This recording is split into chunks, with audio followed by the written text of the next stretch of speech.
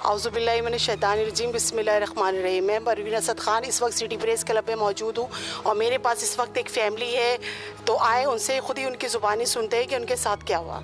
अस्सलाम वालेकुम। वालेकुम सलाम। आपका नाम? अमरीन। और आप किस सिलसिले में आई हैं? मेरे शोहर ने मुझे डिवोर्स दिए, मैं उस बारे में आई हूँ। मेरे साथ नाजायज़ी किए, उस बारे में आई हूँ। मुझे इंसाफ चाहिए। आपके शौहर जहाँ पर रहते हैं वो किस जगह पर रहते हैं? कालापानी मस्जिद कॉलोनी में। तो ये डिवोर्स की नौबत किस तरह आई? इसी तरह से आई है। मेरी दूसरी देवरानी रहती थी, उसने बोला, मैंने उससे बोला कि अब जुदा खाई, तो उस वजह से मुझे डिवोर्स दिया उसने। नहीं, ये तो कोई इशू नहीं है ना। ऐसा क्या सिलसिला हो रहा था वहाँ पे? कोई वजह होती है ना डिवोर्स देने की, कोई रीज़न होता है। तो उसने किस वजह से और क्या हुआ था जो उसने आपको डिवोर्स दिया? उसने इस वजह से, उसके साथ चक्कर चल रहा था, इस वजह से मुझे डिवोर्स दिया उसने। तो क्या वो आपके साथ रहती थी? हाँ, वो मेरे साथ रहती थी। यानी जब से आप कराची में हो वो आपके साथ है? हाँ, वो मेरे साथ रहती थी। तो वो आपके हस्बैंड की लगती क्या है? भाभी है उसकी। उसने पाला पोसा है उसी हाँ, से वो उसने पाले पोसा, उसने इस वजह से मुझे शादी कहने लगी कि मेरा बेटा है, मैं उसका हर अपनी बहू की तरह रखूँगा, बहू की तरह रखूँगी। फिर उसने मुझे लिया, उसने मुझे नाजायज़ी की मेरे साथ। मेरे खर्चा भी मुझे नहीं देता था, मेरे 3 बेटे पैदा, उसका भी खर्चा नहीं देता था। मेरे जितने देवर सोना था वो भी, हर चीज़, मेरी ज़मीन थी वो भी बेच दी सारी। अच्छा, अस्सलाम वालेकुम। वालेकुम सलाम। आपका नाम? मोहम्मद यूनुस। और आप कौन, इसके मतलब रिश्ते में क्या लगे? इसके पुप्पो का लड़का हूँ। मैंने इनका वालिद फोत हो गया तो मैंने इनको पाला पोजा जवान किया। इसकी खाला है वो, जो उसकी भाभी है उस लड़के की, उसको वो मेरे पास आई, मेरे को बोला भाई मेरा जो है बहनोई रिश्ता नहीं दे रहा है, तू अपने मामे को बोल मुझे रिश्ता दे दे। उसने इनको भगाया। मैंने बोला ठीक है, तू बोलती है मैं तेरे को रिश्ता दूंगा मामे से करवा के, पर 2-4 दिन मुझे मोहलत दे। उसने बोला ठीक है। फिर मैंने इससे कसम लिया। लोग ऐसी ऐसी बातें करते हैं, बोलते हैं वो गलत है। मैं कुरान उठाती हूँ तो मेरा सिद्दीक बेटा है, मगर इसका बेटा नहीं था। उसके साथ नाजायज़ ताल्लुकात था, हमें नहीं पता था। जब उसका हमारे को पता लगा, इस बच्ची के साथ जुल्म होता रहा, हम बर्दाश्त करते रहे। इसके हिस्से की ज़मीन थी इसके मियाँ के, वो भी वो औरत ने बेच दी। सामान इसका सारा बेच दिया, सोना इसका बेच दिया। यहाँ कराची ला के हम कमाएंगे। यहाँ का वो कमाता है 40,000, अयाशी करती है वो। इसकी बीबी मेरी ये बच्ची दूसरों के कपड़े, अपने बहनों के, अपनी खाला के लड़कियों के वो पहनती है, अपनी बीबी को नहीं देता है। मैं जब इसको बोलता था बेटा मैं आगे तेरे को ले जाऊं, तो ये मेरे को रोकती थी, मेरा घर नहीं ख़राब करो, मेरा घर चलने दो। मगर उस बेगरत को इस चीज़ का इल्म ही नहीं है। तो ये बच्ची कितने शरीफ आदमियों की बच्ची है जो माना आज ये तेरे दरवाजे पे है। उसका बाप, मैंने उसको बोला तेरा ये बेटा ख़राब है, बोला मेरा बेटा ख़राब है अपनी भाभी के साथ। मैं बेबस हूँ, मैं बूढ़ा हो गया हूँ। ज़मीनें बेच के कराची चले गए। मचो अभी वो कराची में ये जुल्म कर रहा है, बोला उसको गोली जाके मार। मैं कुछ नहीं कर सकता हूँ। उसके लड़की के, इसकी खाला के जो भाई हैं उसके, उनको बोलता हूँ, वो बोलते हैं भाई हमारे से ये ज़ोर है, ये आरूज पे चढ़ गई है, चोटी पे चढ़ गई है। इसने माना अभी भी नहीं, ये हरकतों से मुड़ रही है। हम कुछ नहीं बोल सकते हैं, ये हमारे को भी आंखें दिखाती है। अब मजबूरी हमने आके ये सहारा लिया है, तो हमारा कोई सुने और उनको गिरफ्तार करे। वो ऐसे गंदे हैं जो वो दूसरे माहौल के लिए भी गंद फैला सकते हैं। हमारी तो अकेली बची हुई है, शायद वो और किसी को भी बर्बाद करे। हमें इंसाफ चाहिए, बस हमें कुछ नहीं चाहिए, हमारी बच्ची का इंसाफ चाहिए। लेकिन जब इतना कुछ हुआ तो आपने क्यों नहीं सोचा इसके बारे में? क्यों उस जालिम शख्स के पास इसको रहने दिया? मुझे ये बच्ची अपन आप रोकती रहती थी तो भाई मेरा घर नहीं ख़राब करो, मेरे को छोड़ दे, मेरे हाल पे मैं जी लूँगी। मगर उसने अभी इसको तलाक दे के सीढ़ियों से नीचे फेंका है। उसकी भतीजियाँ हैं वो भी इसी के साथ लड़ी हैं। वो इसकी खाला है जो इसकी माना डेवरानी है, वो भी उसके साथ लड़ी है। मियाँ ने इसको तलाक दिए। 3 दफ़ा हमारी बहन पड़ी लेके गई है इनकी, उसको सीढ़ियों से बेइज्जती करना, गालियाँ देना, रोड पे ले आना, इस बंदों का पेशा हो गया है। उस औरत का ये पेशा है। वो अभी किसी की बात नहीं मानती है और वो लड़का उसी के चक्कर में ही रहता है। आपका नाम? कलसुम मेरा नाम है। आप ज़रा बताएंगे इनके बारे में? मेरे को पता लगा कि उसको तलाक दी है, मैं भागी गई इसके पास। मैंने बोला बेटा ऐसी बात नहीं है, मैं इनकी बड़ी बहन हूँ।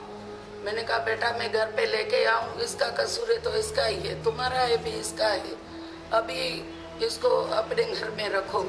उसने बोला देखते हैं, पहले तो नहीं मान रहे थे, फिर मैं 2 घंटों के बाद जाके इसको लेके आई तो मेरे को ना रोड में ही नीचे बेइज्जत उसने किया। फिर भी मैं इसके पास पीछे, उसका मकान ऊपर था, मैं चढ़ के इसके पीछे गई। मैंने कहा इसकी बड़ी भाभी है, उसको बोलूं, भाई को बोला, किन्होंने दोनों तीनों नहीं माने तो मैंने कहा फिर बच्चे बोलने लगे, बच्चे मैं अपने रखूंगा। और मुझे कहने लगा जाओ, यहाँ जगह नहीं है मेरे पास, जाओ। मैंने सामान तेरे को पड़ा है, मना उठा के किया ले था नहीं लेके आओ। अगर मैं बोलती तो ज्यादा झगड़ा होता, झगड़ा हुआ मगर मैं चुप रही। बस हमारी कहने ये लगा बात अपने भाई को बुलाओ, है कि मेरी बोल बहन है, छोटी है, मेरे को बेटियों की तरह है, इसको इंसाफ मिले। मेरा भाई नहीं उठाने जैसा है, ये वजन नहीं उठा सकेगा, मेरी बहन को इंसाफ मिले, बस यही बात। अच्छा, अस्सलाम वालेकुम। सलाम। आपका नाम? मोहम्मद फारूक। तो बताएं आप।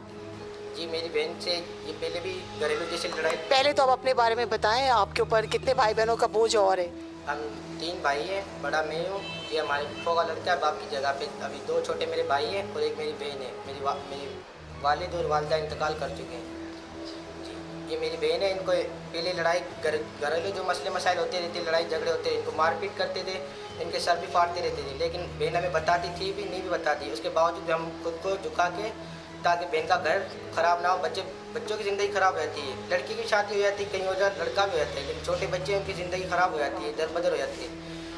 तो ये मेरी खाला लगती है, जो इनकी देवरानी है ना, खाला लगती है, इनके साथ लड़ाई झगड़े करते थे। अभी ये मेरा बिनोई है, इनको तलाक दिए, 3 बार तलाक देने के बावजूद गिरे आप मेरे लिए हराम हो। इनकी जो भतीजे हैं, इसके हस्बैंड की जो भतीजे हैं, उन्होंने इसको मारा, इसके कपड़े भी फाड़े थे। ये मेरी बहन नहीं बता रही, इसको पता है, इसके यहाँ पे निशान भी देख सकते, कैमरा में अगर दिखाना चाहे तो। ये इसकी जो भतीजे हैं, उनका हक नहीं बनता है इसको मारपीट करे, हमको इंसाफ चाहिए। मैं इसको लेकर बैठी थी, उसने इनको मुझे कह रहा है कि तलाक दे दिए, मैं ना आज रखूँ ना कल रखूँगा, मेरे लिए हराम है। मेरी बहन एक घर बचाने की तौर पे इनके पास गई है कि ये रख लो, सही है, घरेलू मामला तो होते रहते हैं, तो कहता है कि नहीं, मैंने आज भी रोका है, आज तलाक दे दिए, मेरा इनसे कोई रास्ता नहीं। एक बार भी बोला बाहर सबके सामने, उसके बाद सीढ़ी में गई है, मेरी बहन अपनी बहन को बोल रही है कि इसके बड़े ऊपर है, फिर भी बोलता है कि मैंने तेरे को बोला है ना कि तलाक दे दिए सो दे दिए। फिर तीसरी बार भी मेरी खाला के पास गई है, मेरा खालू लगता है, वो भी कह रहा है, उनको गालियाँ भी दे रहा है, उनका हक नहीं बनता है। तलाक देने के बावजूद भी मेरी बहन को बेइज्जती की, हर चीज़ की है, हमें इंसाफ चाहिए। तो आप कह रही हैं कि उसने आपको मारा भी? हाँ, किस वजह से मारा था? यहाँ पर मारा था ऐसे करके, मेरा शोर गोद में था, कहने लगी निकलो यहाँ से, घर में अभी क्यों बैठे? तो ये शोर ने डिवोर्स दिया कि तुम क्यों बैठी हो? मैं फिर अपने भाई को बुला, मैंने वो अपने भाई को बुला तो तुझे यहाँ से लेकर आया। फिर मेरे गाँव पे ना मैं अपने मामू के घर गई, मेरे मामू रो रहा था, कहने लगा अमरीन क्या हुआ है? मैंने कहा मामू ये नौबत आ गई, मुझे शोर ने डिवोर्स दी, मेरा मामू परेशान हो गया बहुत। फिर मैं अपनी बहन, मेरे मामू ने अपनी बहन को बुलाया, वहाँ ऊपर रहती थी छत पे। फिर मेरी बहन ने अपने भाई से बात की कि ये मसला यहाँ हो गया, आप आ जाओ, अपने भाई से बात करो तो ये मसला हल करे आकर। बस मुझसे इंसाफ चाहिए, 3 मेरे बेटे हैं, मुझे हक चाहिए मेरा। अच्छा, आप तो ये भी कह रही थी ना कि वो चाहता है कि मैं काम करूं। हाँ, वो बोल रहा था कंपनी में खड़ी, मैंने कहा कंपनी में क्यों कमाऊँ, आपकी तनख्वाह अच्छी है। कहने लगा नहीं, बच्चों की परवरिश ऐसी। मैंने कहा सही, मैं खड़ी होंगी, अपने बच्चों की सही तबीयत देंगी। तो आप असल में अब आप बताएं कि आप चाहती क्या हैं? मुझे इंसाफ चाहिए। हमें इंसाफ चाहिए, जिसको जितनी है वज़ीर आला मुराद अली शाह जो भी है, यहाँ के एसपी है, जो भी है इस इलाके के, हम उनसे दरख्वास्त करते हैं कि ऐसे लोगों को सख्त से सख्त सज़ा दी जाए, हमें इंसाफ दिया जाए। और ऐसे लोगों को नसीहत भी होनी चाहिए कि आइंदा जो माएँ बहनें ऐसे मामला से बच सकें, उनकी इज्जत घर ना टूटे। हम सुलझाने के आए, नवाब शाह से फ़ोन किया, बच्ची ने, हम भागे उधर। अच्छा, आप नवाब शाह से हैं? हाँ, हम जब यहाँ आए, यहाँ हमने उनसे बात की, उसके भाइयों से, औरत के से बात की, उन्होंने बोला ये हमसे ज़ोर है। हमने बोला यार कोई तो हमारी बात सुनो। जब हमने उनको बोला इनका चंगामुड़ से वो इसके देवर का लड़का है, उस औरत का लड़का है, उसको मैंने बुलाया, मैंने बोला यार ये तुम क्या करना चाहते हो? बोला भाई ये मामूली बातें हैं, रोज़ रोज़ की हैं कि एक दिन की। मैंने बोला अच्छा ये रोज़ रोज़ तुम इसको मारते हो, माना इसका धानी था? बोला थे कौन? अभी तुम आए हो और मैं ज़्यादा आदमियों की बातें नहीं सुनूंगा। मैं तुम्हारे से कोई बात नहीं करना चाहता हूँ और ना मैं इस रवैये पे तुमसे बात करूँगा। अरे मैंने बोला तेरी माँ की बदनामी है। बोला मेरी माँ की काहे की बदनामी है? बदनामी है तुम्हारी। मगर वो ऐसे आदमी हैं, गंदे में गंदे हैं बाजी। हर इलाके का आदमी उनको जानता है। जिसको अपने सगे भाई उस औरत को नहीं अपना समझते हैं तो वो दूसरे की क्या सुनेगी।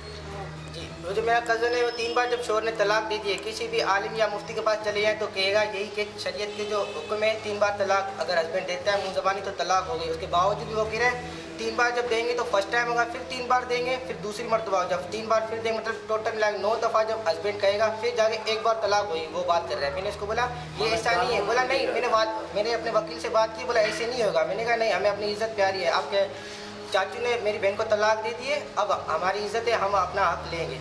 हम अपील करते हैं सबसे कि हमें इंसाफ दिया जाए और उसके हस्बैंड को सख्त से सख्त सज़ा दी जाए। अच्छा, आप समझ के ऐसे समझो कि इन्होंने इनकी बेइज्जती की है, इसकी बेइज्जती की है। इंसाफ चाहिए मेरे भाई को, मेरी बहन को इंसाफ चाहिए। अच्छा, मैं आपसे पूछना चाहती हूँ, आपके माशाल्लाह से 3 बेटे हैं, तो आने वाले वक्त में क्या चाहती हैं आप उस शख्स से? आप अपने बच्चों को अपने पास रखना चाहती हैं, उससे लेना चाहती हैं, और क्या चाहती हैं वो बच्चे के लिए क्या करें? मुझे अपने बच्चों को रखना चाहती हूँ। मुझे तनख्वाह से पैसे चाहिए खर्चे के लिए। अभी 3 महीने बाल बुढ़ा के अब 3 महीने अपने पास रखे तो उनको पता चले कि बच्चे की परवरिश कौन कैसी तरह करते हैं। अपनी माँ के सिवा कोई नहीं कर सकता। आप मुझे पता, आप मुझे इंसाफ दिलाइए अपने शोहर से। सज़ा होना चाहिए बाजी, सज़ा होना चाहिए। हम बोलते हैं इसको गिरफ्तार होवे, सज़ा होवे। हमारा कोई फैसला नहीं है इनके साथ। हमसे नाजायज़ी बहुत हुई है। इस बच्ची के साथ जो नाजायज़ी हुई है, इसको गोलियों में नशों में रख के और उस औरत अयाशी करती थी, इसको लेके माना नींद करवा के खुद उसके साथ सोती थी। क्या वो आपको नींद की दवाई वगैरह भी देता था? मुझे तो पता नहीं चलता था, कभी देता था कभी नहीं। तो आपको कैसे पता चला कि आपको नींद की दवाई? तो बोला मेरी कमज़ोरी है। मैं जब देखूं ये पतली होती जा रही है, ये तकड़ी छोकरी थी, कुरान शरीफ की पढ़ी हुई छोकरी है, ये झूठ नहीं बोलेगी। मुझे तो वो नहीं दे पता चलेगा ना तो कहानी में पता नहीं मुझे क्या मिला के दे। मैंने तो कभी देखा नहीं ना, मुझे चक्कर आते रहते थे। तो अब कुछ और बोलना चाहेंगे आप? हम ये बोलना चाहते हैं मेहरबानी करो, जितना हो सके इनको गिरफ्तार कराओ बस। मैं परवीन असद खान इस वक्त सिटी प्रेस क्लब में मौजूद हूँ और मेरे पास एक फैमिली आई हुई है। जबकि कहते हैं ना कि हम जितनी भी बेटियां हैं सब आदम हवा की औलाद हैं, लेकिन इस तरह से अगर आदम हवा के औलाद के साथ अगर कुछ गलत होगा, चाहे एक बेटी के साथ हो या जितनी भी बेटियां उनके साथ हो, बस मैं ये बोलना चाहूँगी हुक्काम बाला, डीजी रेंजर और रेंजर से कि जहाँ पे भी इनका थाना लगता है, जब ये थाने पर जाए तो उनके साथ पूरी कोऑपरेट किया जाए और जो भी शख्स इनके साथ गलती किया है, जो भी इसमें शामिल है, उनको सख्त से सज़ा दी जाए। मैं परवीन असद खान, कैमरामैन लियाकत मुबीजो।